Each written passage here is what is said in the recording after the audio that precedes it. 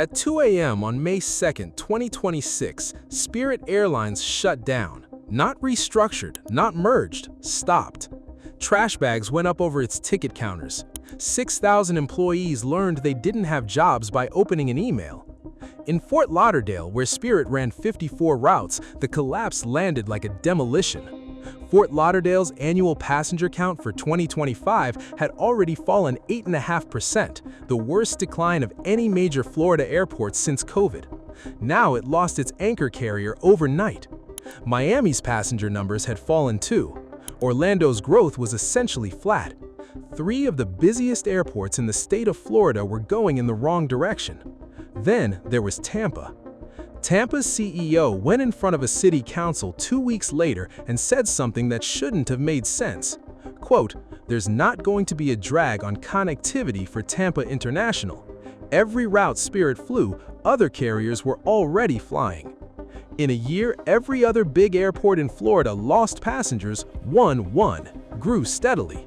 Called it the most successful year in the airport's history. The strangest part is why.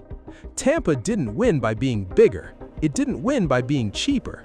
It won by being the one thing everyone in aviation strategy is trained to avoid. On July 27, 2026, Airports Council International released its annual North American traffic rankings for 2025. The Florida section is worth reading carefully. Orlando, 57.7 million passengers, up 0.8%. Essentially flat, but it climbed from the 9th busiest airport in America to the 7th, not because it grew, but because others fell.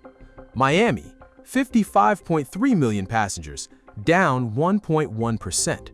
Fort Lauderdale, 32.2 million passengers, down 8.5%, the airport's first non-pandemic decline since 2013. Tampa, roughly 24.8 million passengers, up. Not up by a lot, but up. In a year when overall North American airport traffic fell 0.7%, when 3 of Florida's 4 major airports were losing ground, Tampa International grew. Its own annual budget document opens with a sentence you almost never see from an airport authority. Fiscal 2025, quote, "will go down as the most successful in the organization's history." So the question isn't whether Tampa outperformed, it did. The question is how? Because Tampa is not the biggest, not the cheapest, not the most connected, and not the flashiest airport in Florida. The answer is genuinely counterintuitive, and it starts with a number every aviation analyst has been trained to see as a weakness. At Tampa, no single airline controls more than about a quarter of the traffic. Southwest, the biggest carrier, is somewhere around 25%. Delta is about 18%, American is about 16%, United is about 11%. Add in JetBlue, Frontier, Allegiant, and Breeze, and roughly half a dozen international carriers, and Tampa is the least consolidated major airport in Florida. Nobody's fortress. Now look at what that means when Florida's aviation industry starts falling apart. Miami is American Airlines' fortress. 68% of Miami's traffic is one carrier. When American has a bad year, Miami has a bad year. It's not a coincidence Miami's 2025 numbers went down. Fort Lauderdale had been Spirit's anchor. Spirit ran 54 routes out of that airport, more than any other single facility in the country. When Spirit died, Fort Lauderdale didn't just lose passengers, it lost its identity. Its recovery depends entirely on whether JetBlue can absorb the void, and JetBlue is fighting its own war. Orlando is a frontier and budget carrier hub with congested infrastructure. When ultra-low-cost airlines shake out, Orlando feels it directly. Tampa doesn't, because Tampa doesn't lean on anyone. When Spirit collapsed in May 2026, Spirit had been about 5.5% of Tampa's business and falling. Within days, Frontier picked up former Spirit routes to Atlanta, Detroit, Chicago O'Hare, and San Juan. Allegiant offered discounted fares. Avelo started hiring the stranded staff. The traffic redistributed almost immediately. 6% of the airport disappeared overnight, and the airport barely moved. because the other 94% was already spread across a dozen airlines nobody had put all their weight on.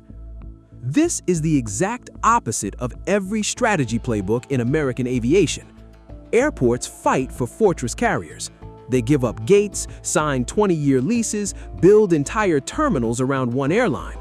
That's how Atlanta became Delta's private property, how Charlotte became American's kingdom, how Denver ended up split between United and Southwest. Tampa did the opposite. And in a year, the fortress strategy failed everywhere else in Florida. Being nobody's fortress turned out to be the smartest position in the state. But this wasn't a stroke of luck in 2025.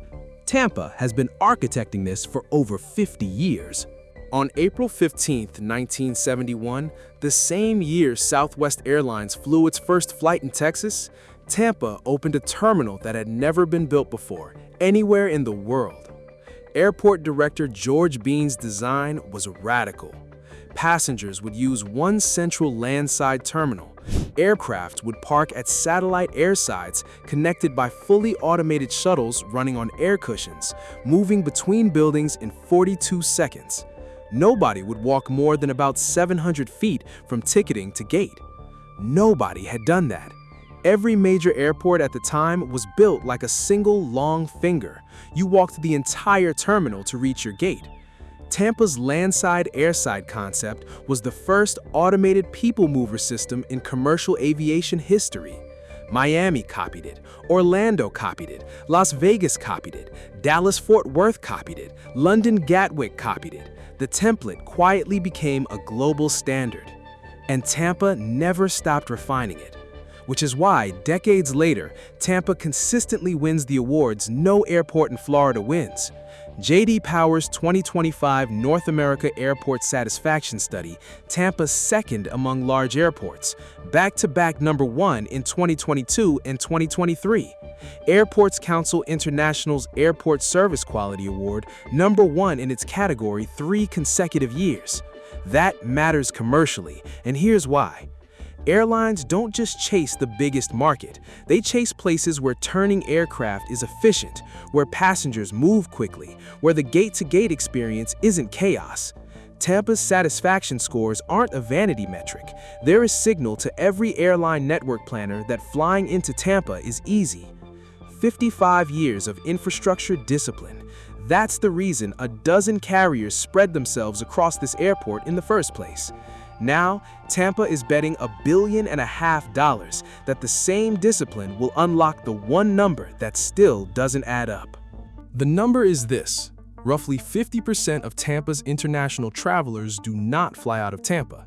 They fly out of Orlando or Miami or even Fort Lauderdale. They drive an hour and a half, sometimes 2 hours, to catch a flight to Europe or Latin America that Tampa doesn't offer, even though Tampa is closer to where they live. Half the international market walks out the door. That is the single biggest untapped growth opportunity in Florida aviation, and it's exactly what Airside D is designed to fix. Airside D, Tampa's 5th passenger airside, will cost $1.528 billion. 16 new gates, 600,000 square feet. Construction goes vertical this year. Terminal opens in 2029. Delta has already committed as the anchor tenant on a lease running as long as 20 years. That is Tampa's first new airside in roughly 2 decades, and the strategic bet underneath it is not about grabbing more domestic flights from Orlando. It's about international. It's about capturing the millions of Tampa-based passengers currently driving to another city to fly overseas. The signals are already there. Delta relaunched Tampa to Amsterdam in October 2024 and is upgrading it to a wide-body Airbus with a full business-class product. British Airways is switching its Tampa service from Gatwick to Heathrow at the end of 2026 with a Boeing 787-10 that includes a first-class cabin. Lufthansa's leisure arm, Discover, began daily Frankfurt service. Copa doubled Panama City. Avianca launched Bogotá in March 2025 and expanded to daily flights before the year was out. Meanwhile, a mile south of the airport, Port Tampa Bay just posted a record, 1.66 million cruise passengers in 2025, It expects 1.8 million in 2026, with 394 ship calls booked. It is currently turning cruise itineraries away because it doesn't have enough terminals and building a fourth to catch the overflow. Every one of those cruise passengers arrives on a plane and leaves on a plane. Every additional ship call is airport traffic Tampa hasn't seen yet. The metro area, meanwhile, is adding about 170 net new residents every single day. Hotel tax revenue crossed $1 billion for the third straight year. 29 major corporate relocations or expansions in the past 12 months. Tampa isn't outperforming because Florida is growing. Tampa is outperforming because it built the runway, literally, for growth its neighbors can't absorb. Orlando is Tampa's mirror. Orlando has the biggest airport in Florida. It has the biggest tourism engine in the world. It has Disney, Universal, and half the convention business in the Southeast. And it has a problem Tampa doesn't. Orlando is choking on itself. Terminal C, opened in 2022, is already close to capacity. Passenger growth in 2024 came in under Orlando's own forecast because the physical airport ran out of room to handle more people.